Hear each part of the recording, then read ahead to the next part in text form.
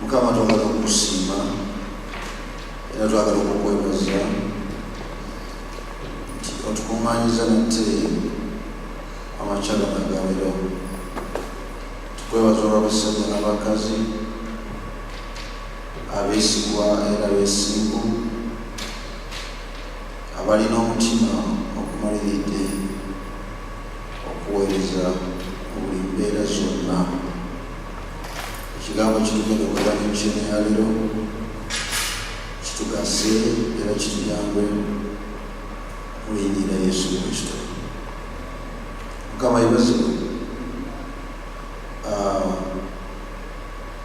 Twatandika okugabana mabega gye buvuddeko ekigambo ekya team building, ekigambo ekya team work, ekigambo ekya team spirit. Era ng'ekyo twakiraba wetwatandikira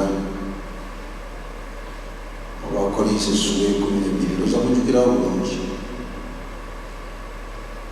Tuyinza okusomawo mu katono nnyo yate nga tetugenda si bwe tugenda okugabana kubanga awo twatandikira okugabana kwaffe. Bakolinso essuula 12 twatandikira atwogera ku team building atugamba nti buli muntu yeetaaga ki?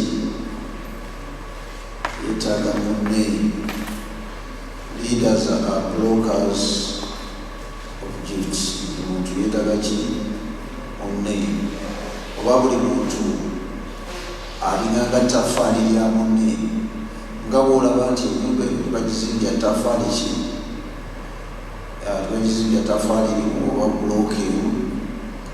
Amataffaali amangi bwe gajja wamu ne geegattira wamu ge gakola ennyumba. Mukama waffe bazibwe. Era twalaba nti ffe abakuŋŋaana wano tuli baweereza ate abakuŋŋaana wano tuli bakulembeze. Buli muntu mukulembeze. Ekibiina ekiri mu buyinza kirina yenjogera ne buli muntu muki? Buli muntu mukulembeze. Oyinza obutamanya mukulembezeewo eka gy'oli, mu maka gy'oli, abantu b'oli nabo, famire yo oli mukulembeze. Abalala bakulembeze ku mirimu gye bakola, abalala bakulembeze mu bizinesi zaabwe, ate n'abalala bakulembeze wano mu kkanisa. Obaako akabondo konna k'okulembera oli muki? Oli mukulembeze. Mukama waffe bazibwe. Essuula eyo twagisoma era tujja kuba nga tugisoma nga tugiddiŋŋana tusobole okugitegeera ki? Okugitegeera obulungi. Nga tukole mukalubizo katono tugende mu maaso n'eddakiika. Twagamba leaders are not supposed to do all the work of the church, but to effectively grow the talent on their team. Good teams use every gift and enjoy both unity and diversity.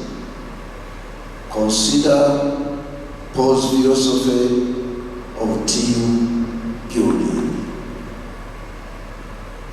Waliwo endowooza ffenna etubeeramu nti nsobola okubyekolera nzekka ne bwe bati bankwatiddeeko ne bati banyanyizi nja kwekolera eyo bandowooza kubanga ebiseera ebisinga obungi abantu bamenya abantu bakolaki bamenya era mubalabye nga bazitowa bamenya naye nga newankubadde bazitowa nga newankubadde bamenya newankubadde batawaanya gwe nange kitukakatako okubateekamu ensigo eraga nti bamugaso era balina obusobozi obusobola okukola.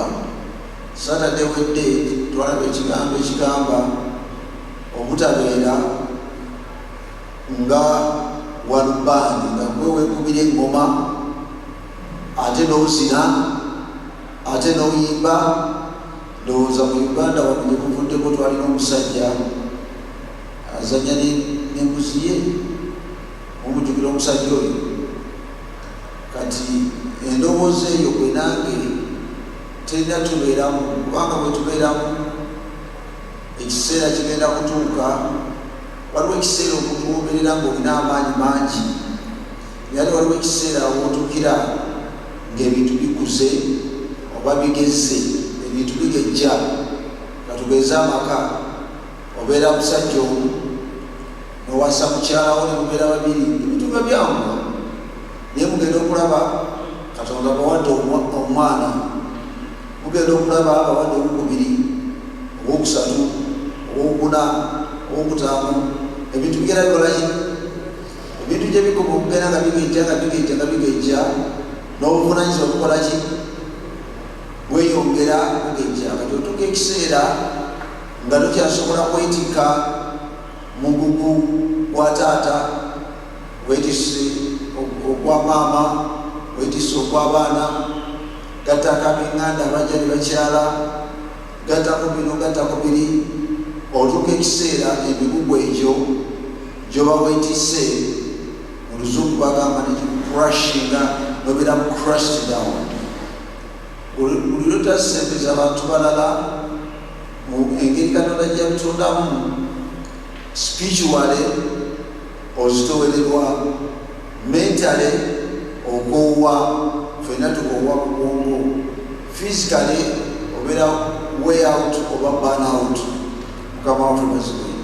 Naye bwe tufuna abantu abalala bwe bajja ne batandika okutwetikkirako kaŋŋambe emigugu, ono neyeetika kuno mugugu, ono neyeetika kuno, ono neyeetika kuno, ono neyeetika kuno, ono neyeetika kuno, ono neyeetika kuno, ogenda okulaba nga mwana wattu ekibadde kizitowa nekyakolaki tekikyazitowa, kubanga tufunye abatwetikkirako oba abakwetikkirako.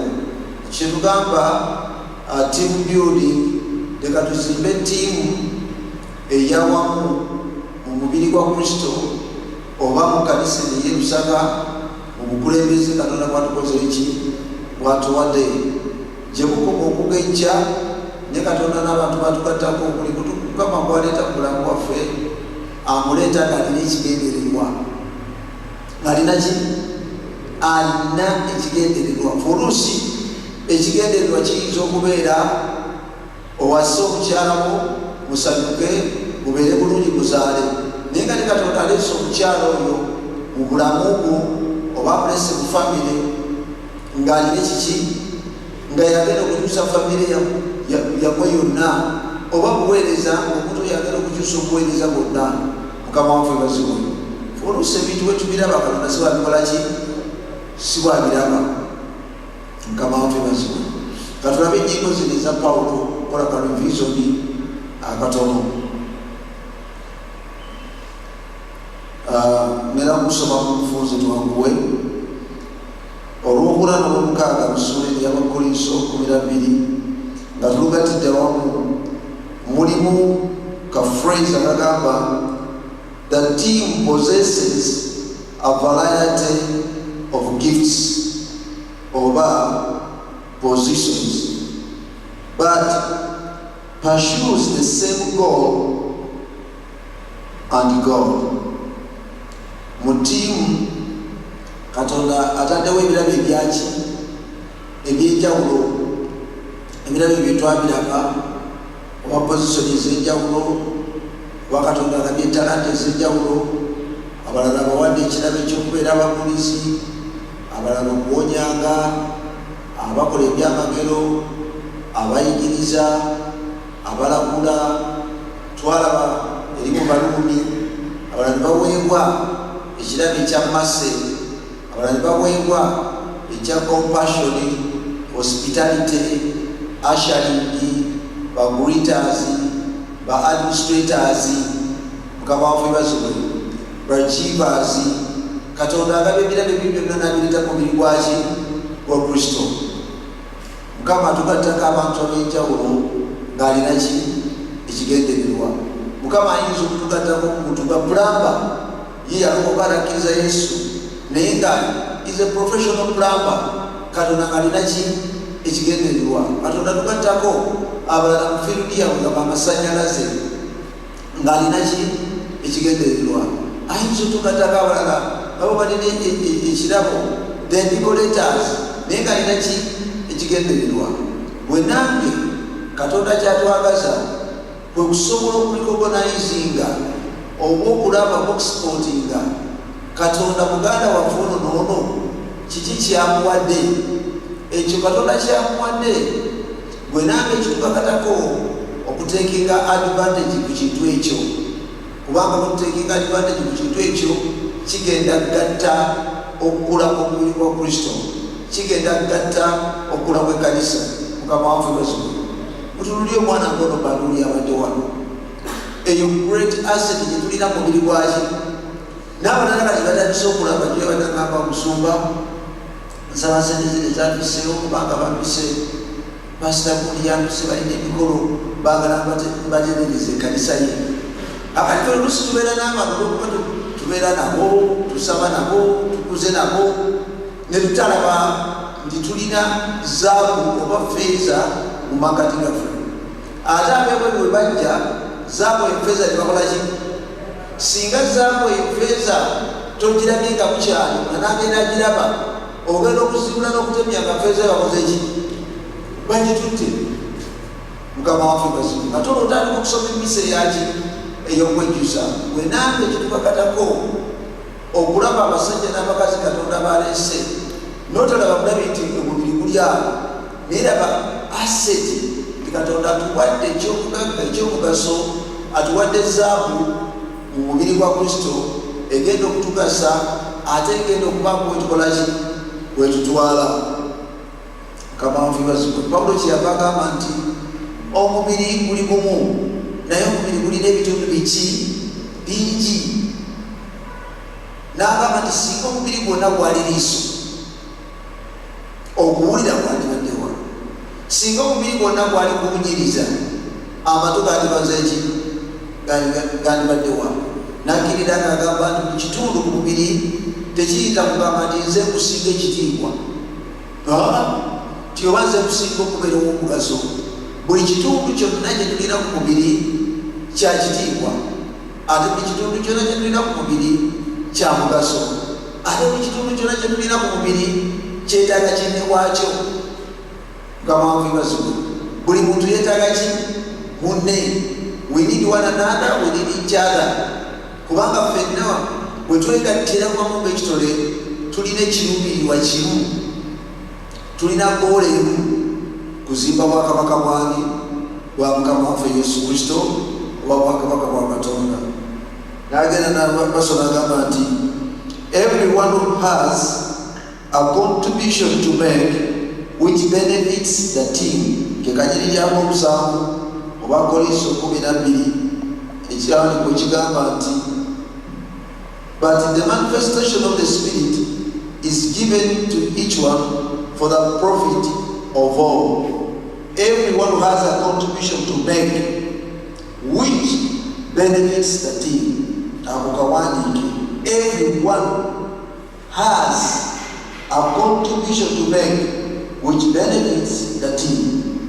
When I mama nze tebandabawo olina ntuuka wano n'otunuulira abakyala ba ushers abalongoosa ekkanisa n'ogamba nti singa abakyala bano tebaaliwo abantu bandituuse wano ne bagamba ne batusegerera naye abakyala bano basingana nga balongoosa ekkanisa ekifo kyonna nga bakirongoosa nga kiyonjo ate tayagala kubeera wayonjo naye bameka abasobola okusingana ebisasiro ne tubirondalonda tulina abakeera wano ku ssaawa 10:00 nogenda okutuuka wano ku ssaawa emugu olujja bonna bamaze okulwera nga wonawona ekifo kitemagana abo bamugaso era bwotegeerera omugaso gwabwe abeere nga yagwadde oba nga teyazze otandika ebisasiro okubibugaki obubuusi abo boolaba Katonda batuwadde aseti z'amaanyi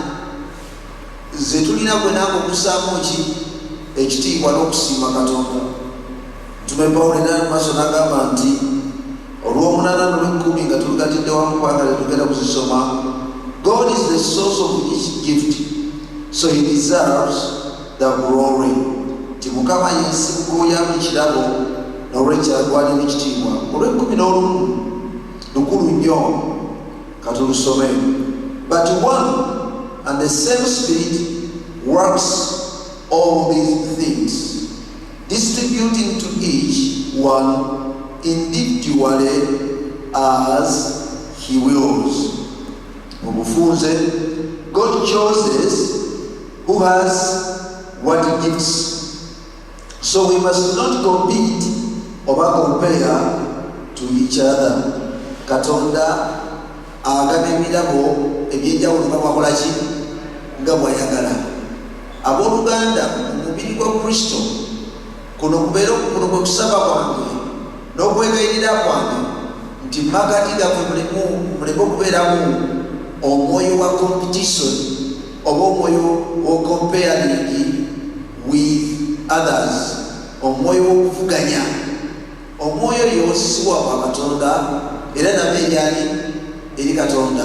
Mukama waffe basibe tulina kuzimbira wamu nga tewaliwo competition oba nga tewegeregeranya n'abalala. Katonda ekirabo kyakuwadde akikuwadde kizimbe omubiri gwa Mukama waffe Yesu Kristo. Tugenda maaso olw'ekkumi tetuyinza kuzisoma kuba twasoma dda budde buwanvu naye obufunze team members are to function like the organs and muscles in the body. Ffe ng'omubiri gwa Kristo tulina kukolera wamu nga bw'olaba ebitundu byaffe eby'omubiri bwe bikolera ki awamu.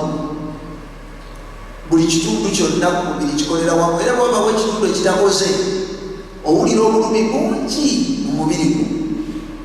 Mukama waffe bazibwe bagamba nti guli mulwadde kubanga waliwo ekitundu ekyakoze eki. Ekitundu ekimu bwe kikola ku mubiri omubiri gwonna gukola ki gulwala.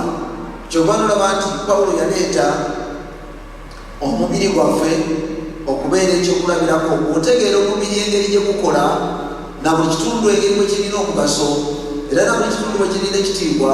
Otandika okussaamu ekitiibwa n'okwagala omubiri gwa Kristo n'okwagala buli muntu yenna ali mu mubiri gwa Kristo obutamuyisaamu maaso.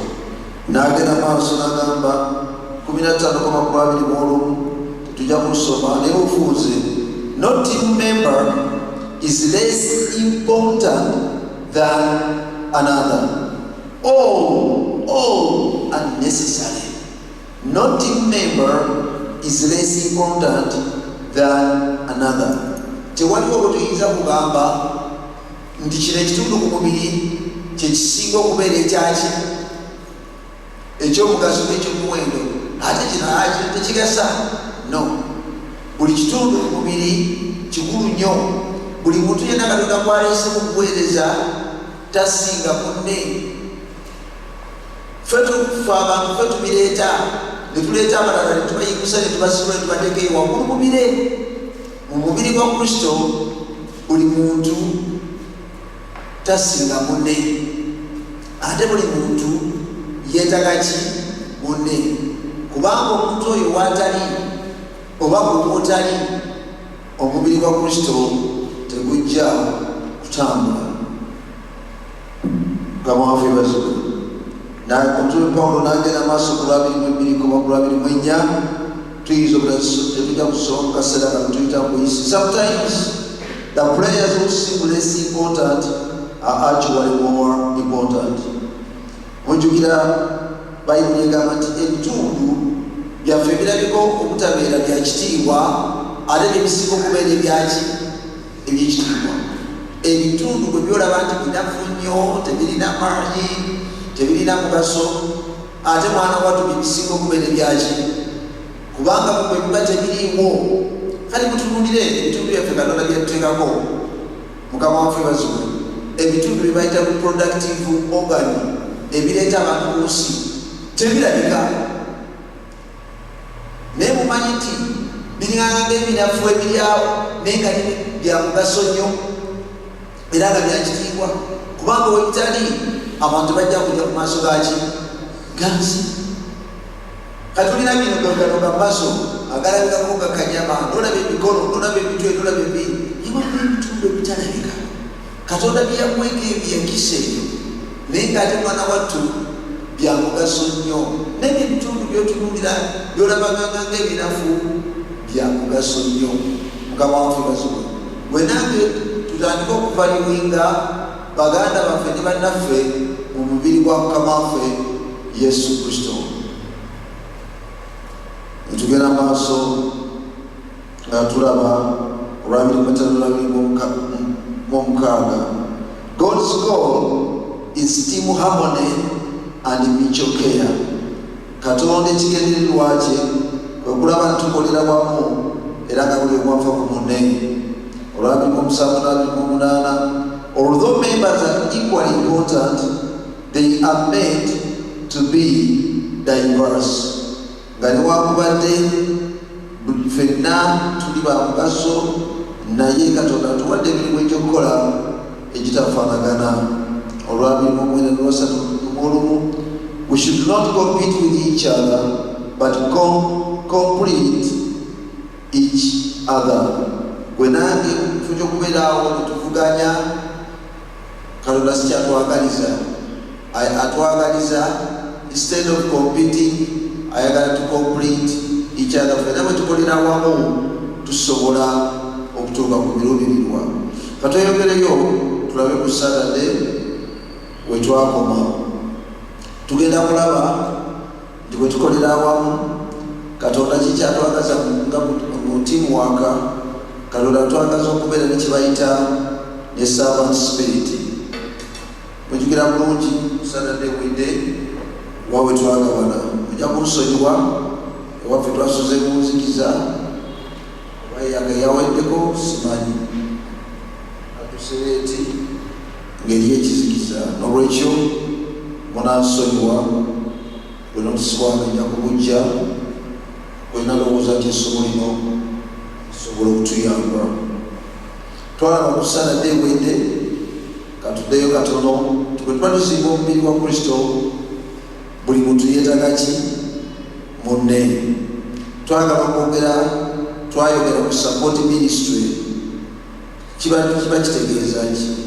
A support ministry is a person who functions in a leadership role as an elder, deacon, staff ministry, department head, or care leader, fulfilling the ministry Christ has given him in the local church in support of the senior pastor oba saint man.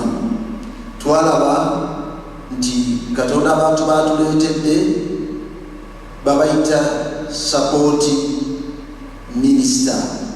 Support fena tukimanyi sibe kiri. Mujjukira bulungi nnyo nti Musa bwe yali nga balumbye abaana ba Amaleki, Joshua ng'agenza okulwana olutalo, Musa bwe yawalikanga emikono gye abaana ba Isirayiri ne bakola ki? Ne bawangula. Ne bazuula nti emikono gya Musa bwe gibeera waggulu, Isirayiri abeera muwanguzi. Naye Musa bwe yasanga emikono gye wansi, Abamaleki ne bawangula. Mangu nnyo Alooni ne Kuuli ne bajja ne baleeta ejjinja Musa n'alikolaki n'alituulako. Alooni ne Kuuli omu nadda ku kkolo omubuddyo ne bawanirira emikono gya Musa. Era ekyo bwe baakikola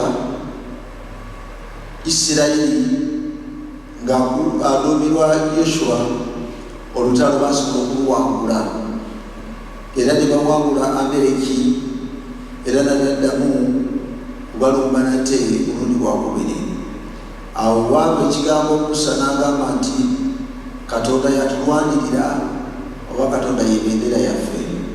Gwe nange bwe tuba nga tunaawangula mu kuweereza buno ne bukula ne kugenda mu maaso, Katonda aleeta abantu okusapootinga.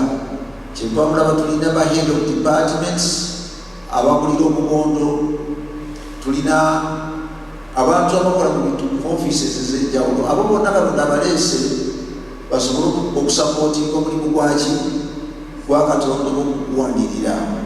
Mukama waffe bazibwe.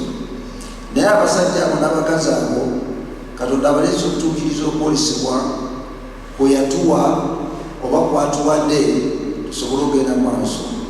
Kakati abantu abo bateekwa kuba na mwoyo gwa ngeri ki? Ekisookerwa ddala ekimu ku byo Katonda kye yatuyitira ate n'ekyali ku Mukama waffe ekikulu. Ndowooza omutume Makko yasinga okukiwandiikako nti Yesu teyajja kuweerezebwa wabula okukola ki? Okuweereza. Mu Yesu mwali mu sipiriti gye bayita servanthood. Yalina omwoyo gw'okuweereza oba omwoyo gw'obuddu. Gwe nange tuba tunaaweereza as a team netukolera wamu, twetaaga okubeera n'omwoyo oyo waki gwe bayita wa servanthood. Katulabe akagamba ako oyinza okuwandiika kasentesi kano kampi. A servant becomes great by making others successful. Kawandiike. A servant becomes great by making others successful.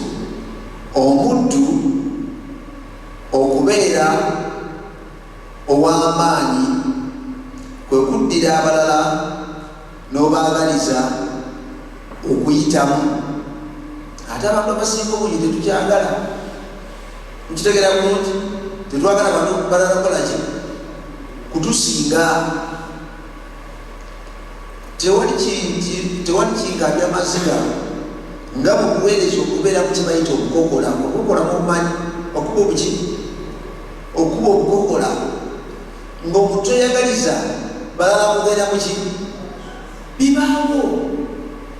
Twali tusuubidde okubeera mu nseera ey'omubiri oba mu nseera y'ebyobufuzi, naye ate tukwewuunyisa mwana wattu nti ne mu kkanisa ya Kristo eri abantu abaanazibwa n'omusaayi gwa Yesu ne bajjula Omwoyo Mutukuvu ne boogera n'ennimi, bagoba n'emizimu, tugoba n'emizimu, tukola n'ebirala, ate obeera n'oweesinga nanga mulimu ki? Okuba obukokola. Akati obukokola buno tunaabwewala tutya? Gwe nange nga tulina kye bayita a servant heart. All those who function on the team are to be called by Lord and equipped with the philosophy and the vision of that house. Abo bonna Katonda bayise tuteekwa okuba nga gwe nange twegatidde wamu ng'ekiruubirirwa gyaffe tumanyi okwolesebwa kw'okuweereza Mukama kwatuwadde. Gwe nange tetulina kuva ku kwolesebwa okwo ku visioni eyo Katonda gyakoze eki gye yatuwa. Team members should have conviction which allow them to function faithfully and yet creatively. Nti nga tukolera wamu nga ttiimu tuteekwa okubeera ne conviction oba okulumirizibwa mu mitima gyaffe nga tukola omulimu gwa Katonda, okubeera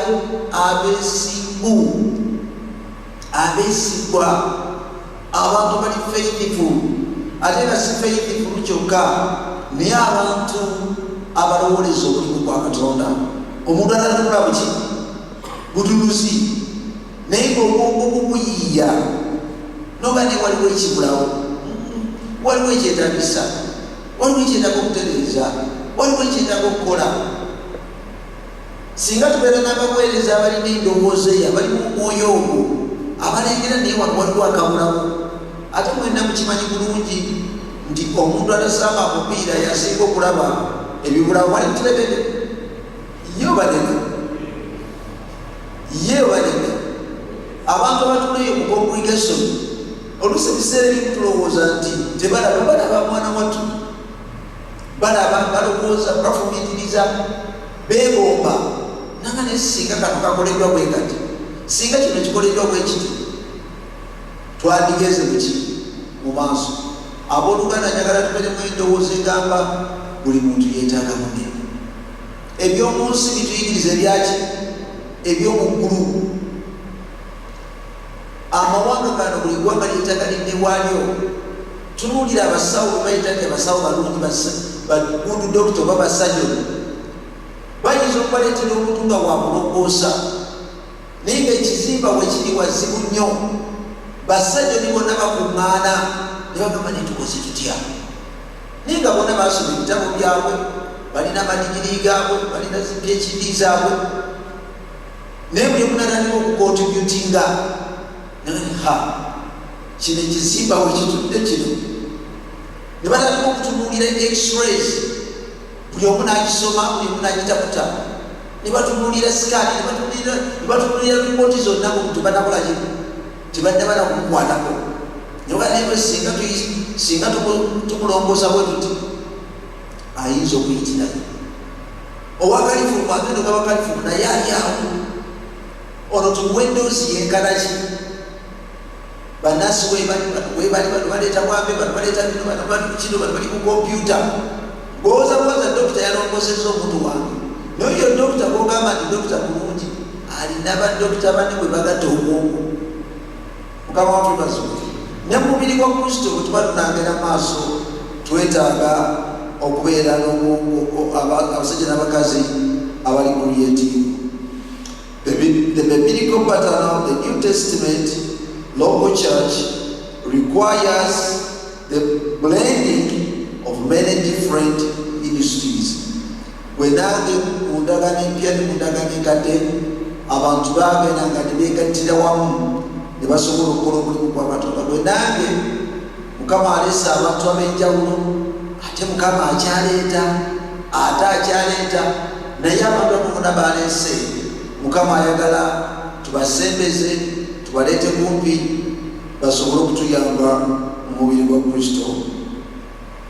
Bye bino nga team members bye tulina okuba nabyo.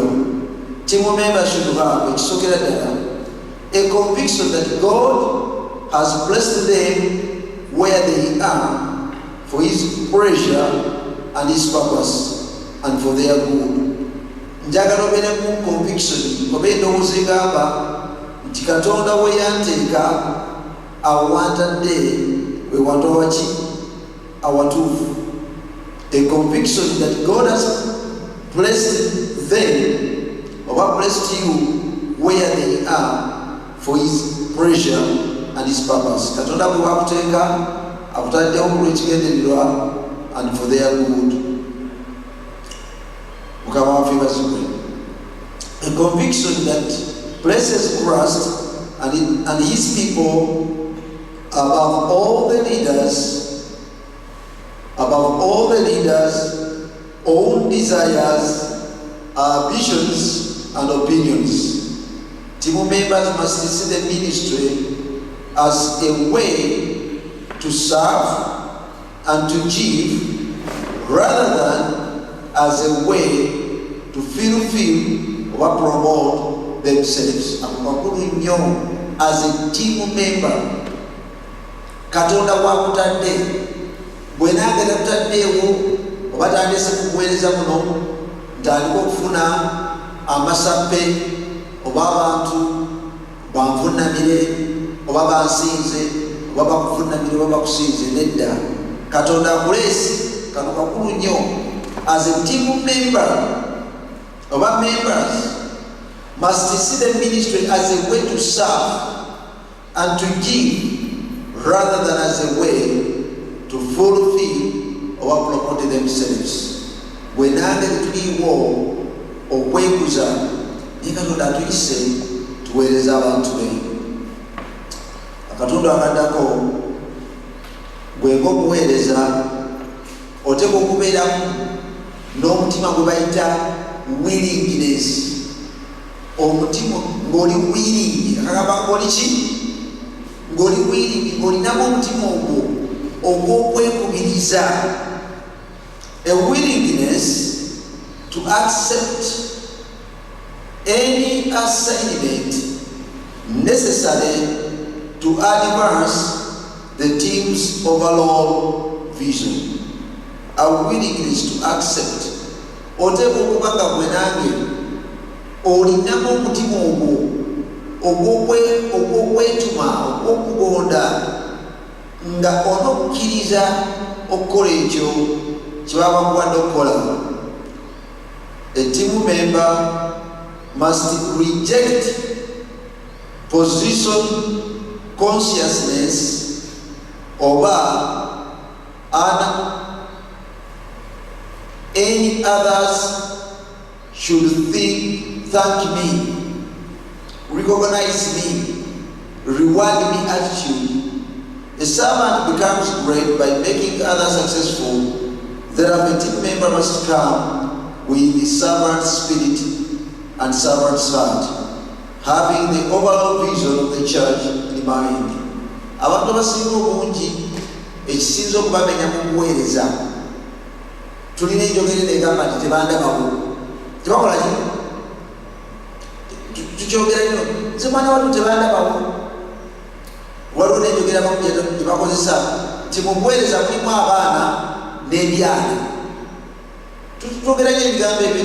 Omanyi mu kuweereza bwe baffe eri abaana naki n'ebyana. Nze mwana watu tebandabako. Ne bwenkola ntya bw'onooweteekamu endowooza eyo nti waliwo abaana n'ebyana nti tebandabako, ogwo si gwe mwoyo gw'omuddu. Omuddu yeyaliwo okukola, aliwo okuweereza, nga tafuddeeyo bamulabawo bali bakola ki? Nga tafuddeeyo bamusiima bali bamusiima, nga tafuddeeyo baweebwa embeera bali bakola ki? Tabulwa mpeera. Kyemuba mulaba nti Bayibuli yakozesa ekigambo omuddu. Ate waliwo n'enjogera bajjajja baffe gye baayogera nti olanga omuddu olyeka ki? Ng'omwami. Omuntu gwe bayita omuddu. Bwe basomako eri mu ndagaano enkadde, abaddu abaali abawulize abaali abagonvu, ekikwewuunyisa Katonda muzibu nnyo. Baavaamu ne bafuukanga ekitundu ku famire, baatuganga n'okufuna emigabo. Mukama waffe bazibwe kubanga yalimu muwombeefu, babanga bakkakamu, babanga bawulize. Mukama we bamuyita wangisemu, wambazemu, wangisemu. Kyebabagamba nti omuddu omuwulize yatabaza engabo yaki ya mukama wawe.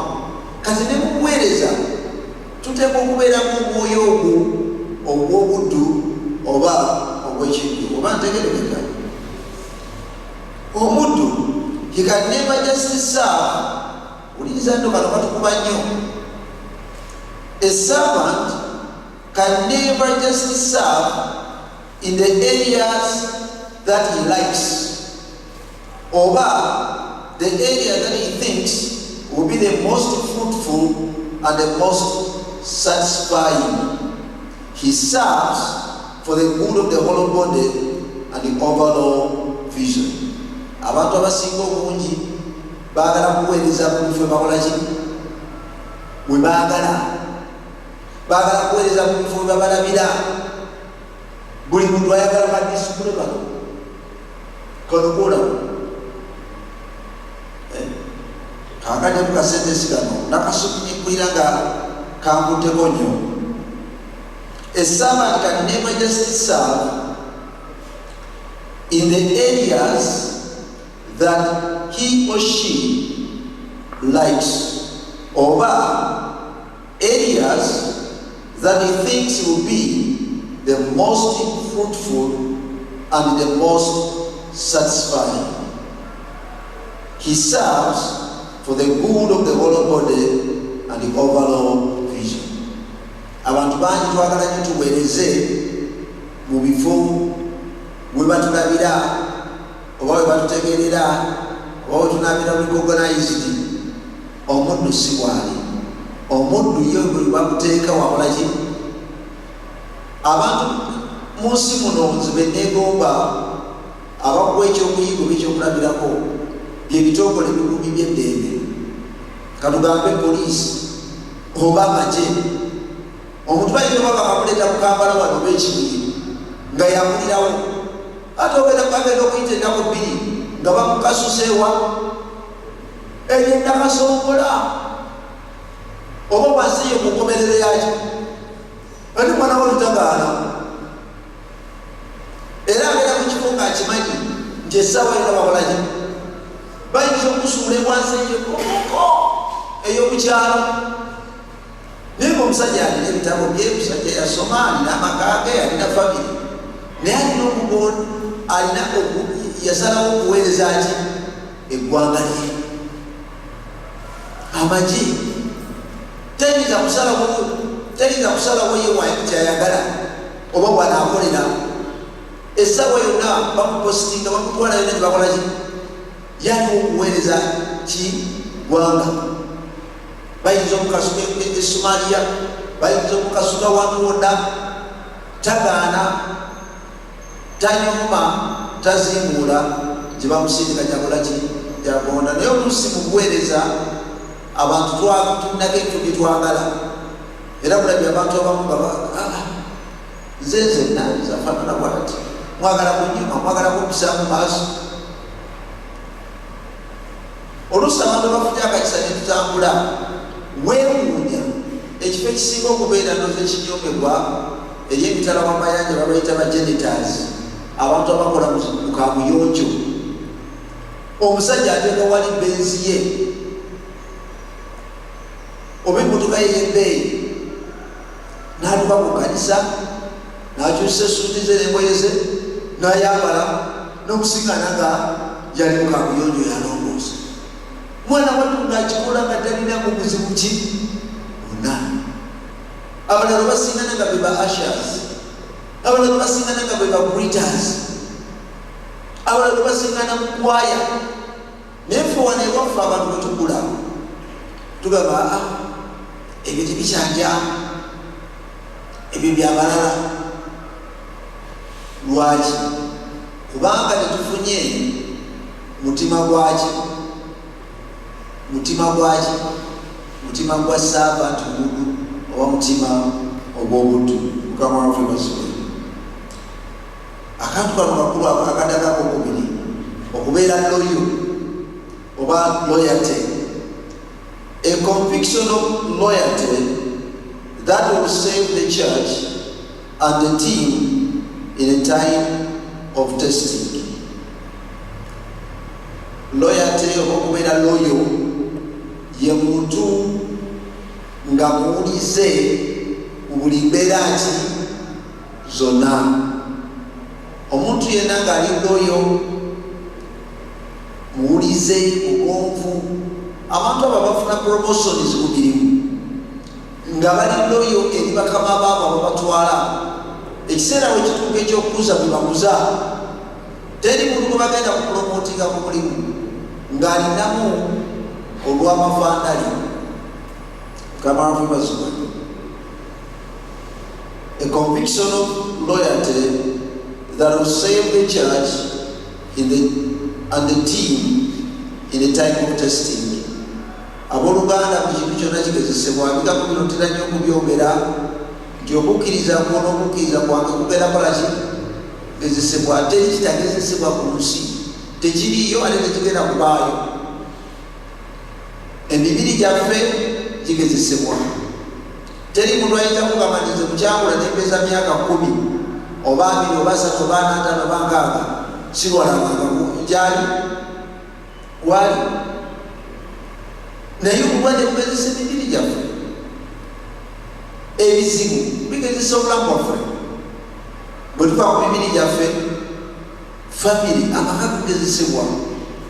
Omuntu afumbirwa musajja we oba nawasa mukazi we, kale ng'awulira amwagala kufa naki paka nakuwona ekiseera nekijja ekyogezesebwa oluusi abamu testing ezo baziyita ate abamu tebaziyita ministry obuweereza bugezesebwa bizinesi zigezesebwa amakampuni gagezesebwa amawanga gagezesebwa buli kintu kyonna kigezesebwa ku maaso g'ensi naye abasajja n'abakazi abasobola okuyimira mu biseera ebyogezesebwa be basajja n'abakazi abali loyo oba abaweereza abali loyo mugamba wafe basobola tegerekeka Luganda. This conviction can be only be proven when there is disagreement, disappointment. This conviction keeps the larger picture in mind. Kakamaleyo abolusuku babitegera bulungi bajja okukunya mu Luganda. This conviction keeps the large picture in mind. Wuliriza loyalty kyekola oba loyalty handles the complaints and criticism easily because it understands the sad results of disunity and discord. Loyalty refuses to deny its commitment to others regardless of the cost. The loyal servant stands with those he is serving in the time of need. Loyalty and servanthood makes great team members. Those who have this conviction always seem to have a lot of responsibility and are involved in every key area of the church. Remember, what when you get a weight, the hair on the back of a good donkey is always one thing. Omwandisi ono kyagezako tugamba nti omuddu yenna omuwulize omugonvu ebiseera ebimu bibaawo mu kuweereza bibeerawo abantu nga tuli awamu abakolera awamu ekiseera kibaawo ne wabawo ekiseera ekyobutakkaanya kijja mu kuweereza kijja mu zifamire kijja mu marriage newabeerawo ekiseera kya disappointment naye wabeerawo omwoyo ono owokubeera loyo ow'obukakkamu obuwombeevu obuwulize omuntu ono mu kiseera ekyo bakituuse waliwo teyeenyigira mu bikolwa ebya criticism ebyokolokota kubanga amanyi nti disappointment ne criticism omanyi kyebireeta bireeta disunity bireeta discord abantu abamu banyumirwa okulaba ebintu ebyetemyetemye oba okwesalamu naye bwe nange tubeere n'omutima ogulumirirwa ewaffe erintera okwogera mu bumu nti okwagala kwagala nakulindi Katonda ayagala tubeere ki tubeere bumu tubeere nga twegatidde wamu nga newankubadde ekintu tokkanyiza nakyo ekyo kireme kukwawukanya ku bantu abalala oba kukuweereza mukamanfu ebazo twagabanamuza kusala dewedde nti abantu abamu bw'aleeta ebirowoozo bye oba ideas ze opinioni ze n'alaba nga tebazitadde mu nkola oba tebazikoleddeeko taddamu kubanga nze n'ebyange lwenteesa lwendeta ekirowoozo kyange teryakitwala era nze n'ebyokuweereza bituddemu abantu beekyanga tuweekyanga oba olesa opinioni oba olesa idea eyo netakola oba nebatakiteeka kukola tekitegeeza nti omulundi kumutegeera akola ki kubanga olusi tuleeta ebiteeso n'ebirowoozo nga si byakadde kano okugeza Fena tukiraba nti kali tufunze ekifo kitufundiridde ndeka lwe kitufundiridde lwayito kali buli kitukula abantu bonna batwetonodde kirowoozo kirungi era tujja kubakula Mukama nga ye mugabirizi waffe si mugudde muno oba ontegeera waliwo abantu abaleeta ebirowoozo ng'ebirowoozo birungi naye nga si byagadde ako naye olwokubanga ekirowoozo kyakireese nekitakolerwawo mu budde obwo ng'akyakalana Mukama waffe bazibwe omuntu alina oyo agaana okwetaba mu bikolwa ebyokugeya n'okukolokota ng'amanyi nti okugeya n'okukolokota bireeta okwetematemamu oba okwesalasalamu Mukama waffe bazibwe Mukama waffe bazibwe katugende okubeera omuddu okubeera omwesigwa oba omwesimbu a conviction of faithfulness okubeera abeesimbu ekyo nno si kyangu kukuweereza okufuna abantu abali faithful abantu nga beesigwa beesimbu ogenda nga weebuuza nti lwaki abantu abasinga obungi tebali wano utabeera faithful abantu tetwagala kwakola mu discipline fena twakooye fena twasabye fena twasimbye abamu twavudde walusawa mukaaga twalusekasa omusanvu abamu twaluserere masanyalaze naye temukubaako muli munda yekikukubiriza nga tewali akusindikiriza naye nga mu mutima gwo owulira okwekubiriza owulira obwesimbu katulabe okubeera faithful okudde kuweddeyo otusigaze eddakiika 15 a conviction of faithfulness a faithful team member uliriza twagambye wali abantu abalina oyo be baweebwa obuvunanyizibwa akosanalisikogeddeeko those who have the conviction those who have those convictions always seem to have a lot of responsibility and involved in every key area of the church abantu abamu gyebabulaba nti batuuka ne baweebwa obuvunanyizibwa mu bifo ebyesirika kubanga babadde bawulize abantu bagende beegomba nti nange awo nandibaddewo n'ekibuuzo awo weweegomba okubeera omukuweereza tojja kusobolawo kubanga omuyaga bwe guzze oba ebiseera ebizibu bwe bizze wate munafu odduze buki bajjajjaffe baayogera ekigambo oba baagera olugero tyolekanga enkuba nekola ki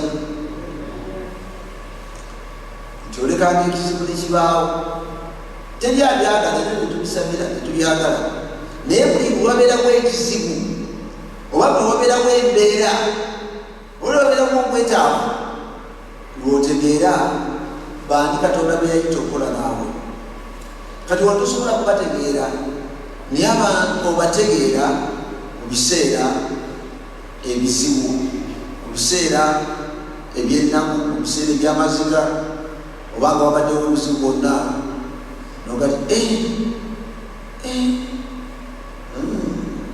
ntegedde bandi Katonda be yayita okukola awamu nabo katugende kubwesimbu si kyekitegeeza mu luganda faithful omuntu omwesigwa the faithful team member understands promotion comes from the Lord and the Lord promotes based on his principles omuntu nga mwesimbu omuntu nga mwesigwa amanya nti Katonda yaleetera abantu okolaki okukuzibwa nga ate Katonda okukuza abantu n'abasitula n'abongera ebifo ebirala Katonda alina ennono nga bwe mulabamu abakola ku mirimu abakola ku zigavumenti abakola mu bitongole oba mu zifamire abazadde abawa abaana baabwe ebifo by'obuvunanyizibwa batunula bakola ki teri yasinze kunyumiranga Yakobo nga n'atera okufa yali takyalaba agamba Yusufu ndetera abaana bo bombi Efulayimu ne Manase n'abagamba kati njagala kubasabira omukisa gwange nabalaki Yakobo talaba naye yakwabulaki kati baleeta abaana abo omukono ogwa ddyo gwalina okukwata ku mwana omubereberye Yakobo bwe yakwata balaga nti bandetera oli omuto Yusufu naga nedda okulaba nasanyusa nnyo Yakobo n'amugamba nti kyenkola nkimanyi leeta wano omuto n'aleeta omuto n'amusabira omukisa n'ayogera ebigambo gwalibeera omukulu naki bwe yagenda ku mukulu naga nti gw'oliweereza mutowo Yusufu tekyamusanyusa tekyakola kakati tomanya jjajja we yabeerera mu maka ga mutabani we alina byeyakolaki byeyalaba abazadde bamulaba balaba olusaidde okununa ku baana be bonna nga talaba onagati naye waliwo omwana gwendese mu lubuto yali nsikira oba gwendegedde ebyalo nga bwatuludde bwati mu baana be bonna talina kwakolaki ebyo mubirako batemubirako mubirako batemubirako bwateka atabafa abantu nabamuki bulala n'obuweereza bwekute bwe buli ibanange ate kumbi aludde nyo wano yes ate kumbi akajja ne bamukola mama babatitiibya nedda tekubeera kutiitiibya ebbanga lyonna lyobaddewo tubadde mwesigwa akali bwonna tubadde mwesigwa lwaki akafu baagala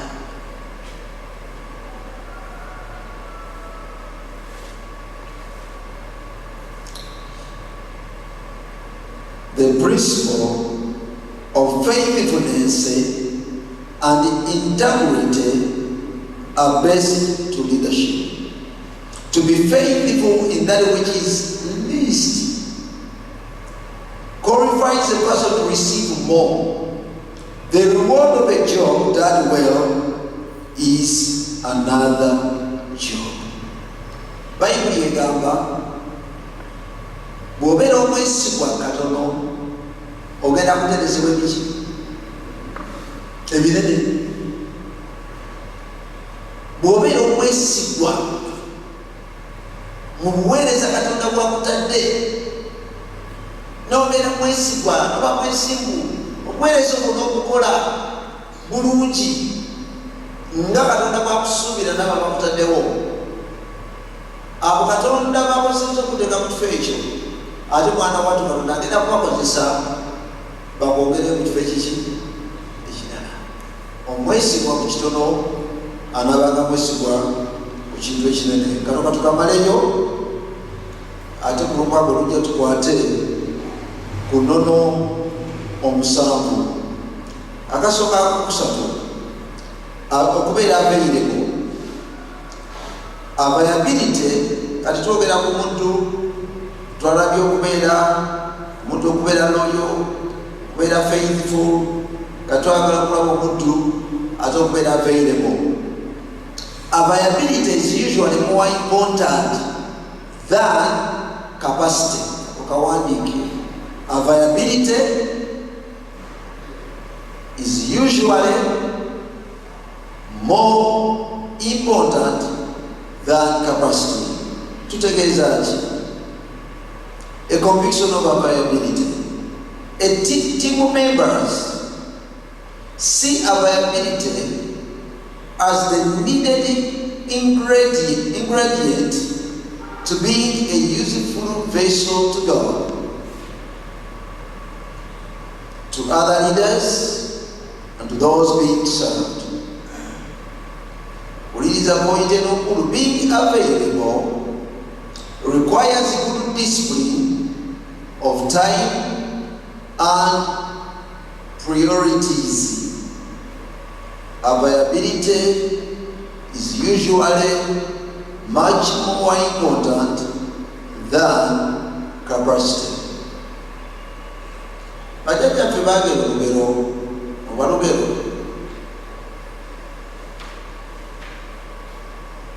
nti ataliwo tagwirwaki ataliwo tagwiraki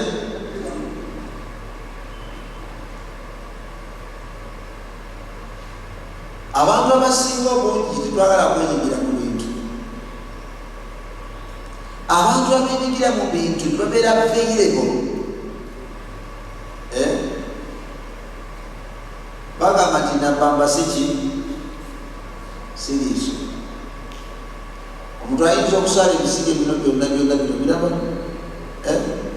naye gwalera byeyasala omuntu guno abakazi omuntu guno mukusala ojogezeko osala omukoweko olikuulira gezaako kugezaako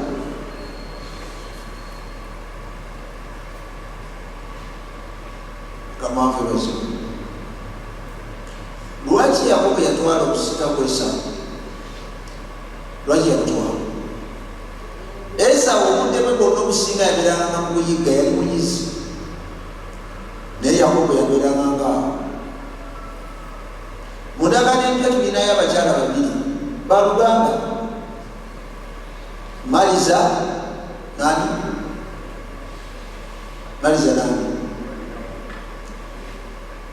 Mariamu oba Merwe lumu Maliza yeekulugunya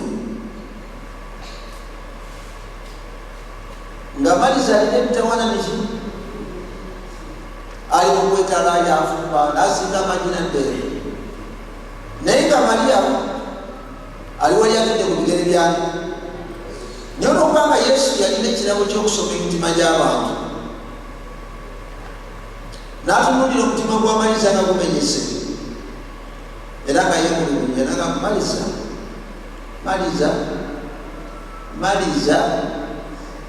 olina emitawana mingi kubanga Katonda kyakoze najja n'atuula wano ku bigere byange alonzeewo ekintu ekisinga ki obulungi kati gwe olwaliro bino byowulira waliwo atabiwulidde kubanga alinganga ki alinganga Maliza era abantu bona bona ogenda okubabuuza ajja kugamba kwalina emitawana guluki kituufu alinganga Maliza tulina mu kuweereza abantu abalinganga ki Maliza balina emitawana mingi balina ebyokwekwasa bingi balina ebyokwewolereza bingi naye okubeera availebo ekisaanyizo ekisokera ddala ye disipulini okwekolamu omulimu noga nze obudde bwange ngenda kolaki nze buli banjagalira wendi obudde ngenda kolaki ngenda kukuwaayo kwekulonda ebikusingira umu Yesu yagamba era kiri mu Bayibuli ekiraga nti omuntu akuze mu bya Katonda nti bw'olirondawo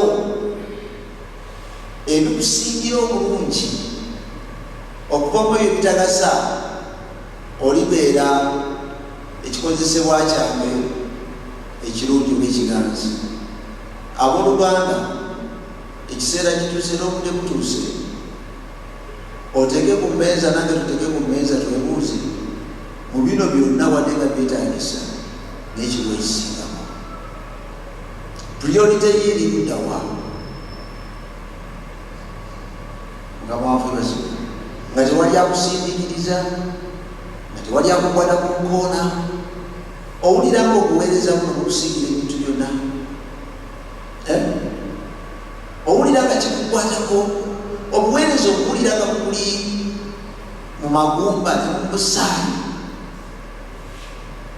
tulina eryenjogera gyetwogera kuba tusinkanye nti tulina teachers by heart and teachers by money eri mu imaani tulina enjogera egamba tulina imaani by heart tulina by imaani by money ne mu buweereza tulina abaweereza at heart ng'oli okuweereza bumuli luddawa buli ku mutima muli mu musaayi, muli mu magumba, muli mu bulamu bwe, ekintu kyekola kyokka.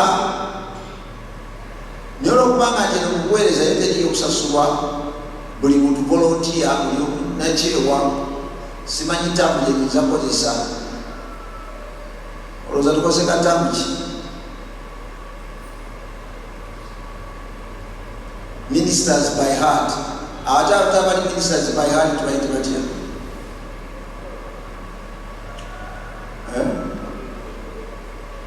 Tubayite bagoberezi ba Yesu. Mulaba Yesu yalina abayigirizwa. Yalina ki? Bayibuli n'alonda wekikuyuliza mu bantu bonna abagobereranga Yesu enkuyanja n'enkuyanja. Bayibuli ekozesa ekigambo multitudes, nkuyanja na nkuyanja. Naye n'alonda mu 12. Ate ne mu 12 n'alonda bameka? Ate ne mu 3 n'alonda mu ki? Kakati mu kuweereza okufuna a disciple at heart. Olaba ne Yesu mu 12 yalonda mu ki? 3. Enagali okulonjeza ddala at heart n'alondayo Yokaana. Era bw'osoma mu byawandiikibwa byonna, Yokaana ye muyigirizwa atayanukira Yesu. Ne mu biseera eby'okufa Yokaana wali yaliwo. Munne Peetero yali yeegaana nga Peetero amutunule bw'ati nagane. Yokaana teyandika kigambo yatuma mutunuzi bw'ati. Era Yesu bwe yakyusa bw'ati amaaso yakuba ku Yokaana nti Yokaana labirira nnyogo. Naye Abrahamu n'abakoze eki? Bamwegaanye mu kaseera kaki?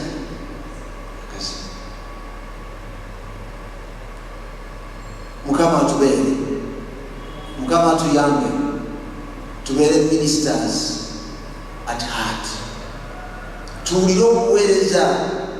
Mukama mwatutadde mu departments, mwatutadde nga butuli ku mutima, butuli mu musaayi, tumulowooleza emisana n'ekiro nti obuweereza buno Mukama mwataddemu, oba bwa greeters, oba bwa assuring, oba bwaba youth, oba bwaba teens, oba women leader, oba men's leader, oba married couples leader, oba nze mpulira ebya hospitality, oba nze mpulira kino, oba mpulira kino. Mukama obuweereza buno bujje ntya wano webuli ne kutwala ku level endala mu 2019.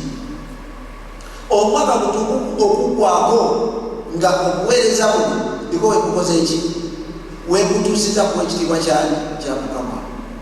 Naye bwe tutabeera baweereza at heart, tusinga mikono. Nange ebintu ndabagirabya, nange simanyi kigenda maaso. Mutera okuwulira ebigambo ebyo, nkole ki? Naalibaddeko kyenkolako naye tebandabawo. Naalibaddeko kyenkolako naye mumanyi mubuweereza obwaffe abaana n'ebyana. No, naye bw'obeera omuweereza at heart, ng'olina servant heart spirit, you are loyal, you are faithful, you are available. Tolina kumatisa ti department yo tegenda kugula, kubanga ogirowooleza emisana nadde ekiro. Weekubiriza, tujja kukirabayo mu maaso nti bwe tugamba okukolera wamu tusala ne tubeera mu kye bayita creativity, ng'obuweereza obulowooleza oyiiya nogali okuweereza kuno Katonda wantadde mbujje ntya wano ne mutwala ku ddaala eddala nga lutunuulidde balala bonna, naye nga oli mu kuyitibwako Katonda mwakoze eki? Mwakuyitidde nga baavu basi ng'oyiiya, bw'owulira ebisomo bannange kinyuma nnyo era kiwooma nnyo. Awo Katonda wakutadde oba we yakuteeka okulabika nti wakola ki? Wakula. n'eddakiika ezo zijja kutumala. Obugambo buno ndooza kutuyamba. Waliwo alina kyabuuza, waliwo alina kyagattako, waliwo ebirowoozo ebizze mu bulamu bwo nga tugaba n'ebigambo bino.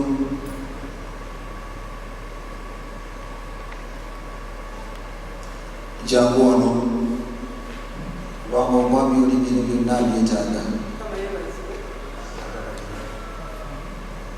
Nze bwe twakyosedde akawona aweza n'abadde nakibuuzo naye agenza okumaliriza nga Mukama anzizeemu. Kyenandesonga okwebuuza nti twatandika wano batugamba nti obuweereza tututiimu waka tugamba nti bazimba ekkanisa ageno bateekako ettaffaali naye nga nina ekibuuzo kyembuuza nti babeera muweereza ne bagamba naye omukulisitaayo oyo kikondo kale nakalanga mu kkanisa kati naye nga ndaba nti baba bateeka eriiso terivaawo lina okubeera nga likolerawo oba mukono gubeeraawo oba taffaali akati nga bwe neebuuza nti ono bw'aba mukebezi tajja kubeera nga agenda katuuti naye ebiseera ebisinga ebaga naye ogundi tavaawo naye bwe maliriza wano kabona batugambye nti okubeera omwesigwa ku kintu kinnyini kye bakuwadde n'obeera ng'okikweya n'ekivaamu ekyofunye ekyokuyigamu n'ebiseera ebisinga wanyagamba naye gundi obadde wano nemanya nti omukebezi wanaabeera mukebezi tajja kuvaayo agenda atimbe wali kati naye ekyenjizeemu nti bw'onoobeera mukebezi bwo n'obukola n'amaanyi n'obukola n'obwesigwa nga ddala togamba nti baana bwe bakola kigenda kukula kituuke mu maaso kubanga okikoze nga tokikola lwakwagala kulaba naye ng'okikoledde ku mutima ekyo kyabadde kibuuzo naye bwamaliriza nfunye ekyokuddamu kati nenebaza Mukama nti nno bw'oli teweenyoomawo bwekola ekyo kyenyi kye bakuyitira okukola n'obwesigwa kigenda kukula kituuke mu maaso bajja kuba tebagamba nti nakalanga kubanga ebiseera ebisinga bagamba naye omukristaayo atakula atama nkiwulira nnyo olusi ku leediyo bane mu kkanisa naye kati gwekola ekyo kibakuwa n'obwesigwa kigenda kuyamba ogenda waggulu. Mukama bampeera omukisa. Tunayongera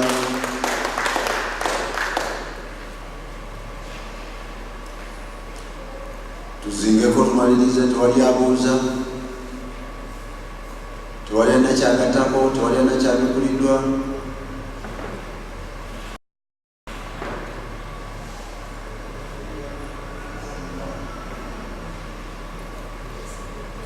Jambo wano waka bakwetaaga wali Katanga. Mu butuufu okubikkulirwa tubikkuliddwa nnyo. Nze ku lwange mbikkuliddwa Bayibuli erimu buli kintu kyonna era tuteekwa okugisoma ennyo era yemusomesa ateekwa okutulaga kubanga agenzi nasomesa nti buli kitundu kirina mugaso gwakyo okusobola okuyimirizaawo oba nkiyite kimera oba mubiri oba kiduka kyonna buli kitundu kirina omugaso gwakyo naye ekitundu ky'okuyiga kikulu nnyo mu ekyo nze njizi nti tukula tugenda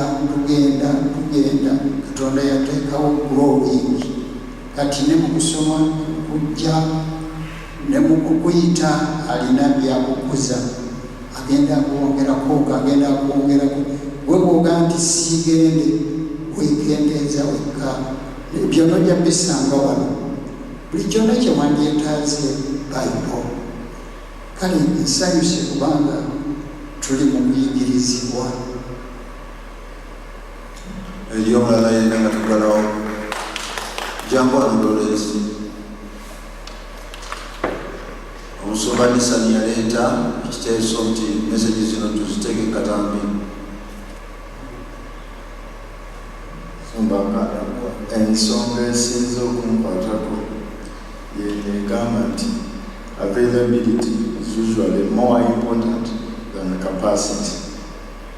Nti omuweereza abanga wali buli bwe bamwetaagira asingira ddala ndooza kanakagambo kandibadde oyo ajuliriza obujuliriza oyo ajuliriza obujuliriza nga kale kati okubeerawo kw'omuweereza yenna kireetera omulimu gwa Katonda okubeera nga gugenda mu maaso kuba buli babeera bakwetaaga obeerawo okusobola okukola ekyetaagisibwa ekyo kyekyo. kazuba bali ejangu buli mwabaka kamukwatako ak'enjawulo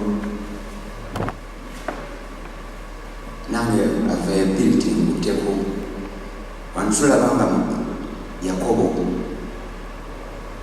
tugamba nti yabba omukisa gwa muganda we ninga mu ngeri endala Yakobo yali ali awo olwo yali muyizi agenda tamanyi nawo agenda kujja kyagenda kuleetera kitaawe kyamutumye agenze kuyiga ne time teyamanya nti obaana akoleramu anaddira mu time oba yatira okuleeta ekintu kyagenzi kata kyeyasabye naye ono Yakobo yali waali awo n'aleeta akanyama nga tata bwe yakasaba kati kyetaagisa okuba nga bw'oli era Katonda akozesa muntu aliwo nze nnono ya Katonda tajja kukozesa muntu ataliiwo gwaliwo era nze aliwo nze gwagenda okukozesa kama bawo omukisa tumaliriza tujja kulamu tusinkane ku Lwomukaaga badde basaba ku Lwomukaaga olujja bambi tukeereko olw'ensonga nina semina ejjinja oluva wano mu kiraasi ate nziruka engenda ejjinja n'olwekyo nsaba tukwate obudde ekintu kyensaba era kyenegayirira Katonda atuteekemu discipline nzikiriza kikumi ku kikumi nti ebibiri kino kikoowa teri kutakoowa naye twekolemu ki discipline owulire nga kikugatako bukakasi Mukama twagala okusiima n'okwebaza olw'abasajja n'abakazi abalesa obuliri bwabwe ku makya ne baleka breakfast ne baleka buli kintu kyonna abalina abakyala ne babalekayo abalina abaami ne babalekayo abalina ebyokukola ebingi n'okugenda mu zisaaluni ne shopping ne basooka mu kuyiga Mukama tuyambe nga bwe wakiteeka ku mutima gwange ekigambo kino kigazibwe mu mmenge zaffe n'emitima gyaffe building a team ministry a team worker nga buli muntu tafaali ku munne era nga buli muntu kitundu ku munne era nga buli muntu yeetaaga munne kubanga Mukama otuyise tuzimba obwakabaka bwo tuwaayo wiikendi eno tuwaayo emikolo gyonna egigenda okubaawo tuwaayo ne saavisi y'enkya ey'aba holiday makers abaana baffe ba youth ba teens ne ba babies nga bali mu kweteekateeka olunaku lw'enkya baproducinge ekintu ekigenda okwewunyisa n'abazadde abatuzaala nga bwe kyawandiikibwa nti ne bw'ozadde akuba eŋŋoma n'ozina abaana bano Mukama wagamba nti abaana bato mubaleke bajje gyendi kubanga obwakabaka obw'omugulu bwe bwabwete bubagaana abaana bano n'abasomesa baabwe olunaku lw'enkya